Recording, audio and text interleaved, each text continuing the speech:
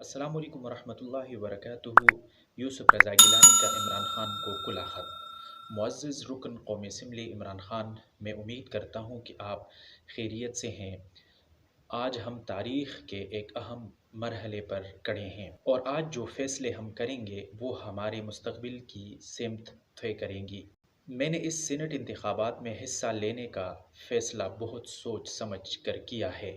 جہاں مجھے اس بات کی خوشی ہے کہ پاکستان کی سیاسی قیادت نے مجھ پر اعتماد کیا ہے، وہاں اس اعتماد کے ساتھ جڑی ہوئی بھاری ذمہ داری کا بھی مجھے احساس ہے۔ میں 1985 سے پارلیمان کا حصہ رہا ہوں اور میرا پچھلی 4 دہائیوں کا سفر آپ سب کے سامنے ہے۔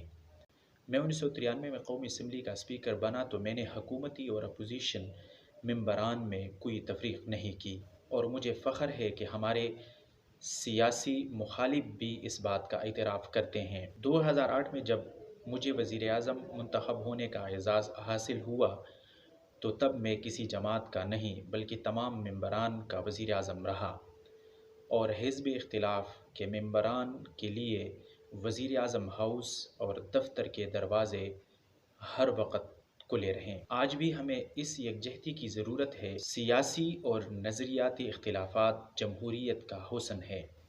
آج ہم نے پارلیمان کے تقدس اور وقار کی بحالی کے لیے اکٹھے ہونا ہے۔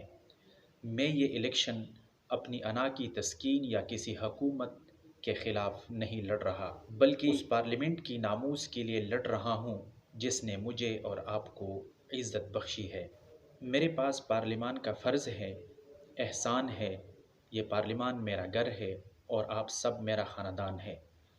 میں امید کرتا ہوں کہ آپ 3 مارچ کو میری زندگی، کردار اور سیاست کو مد نظر رکھتے ہوئے اپنا فیصلہ دیں گے۔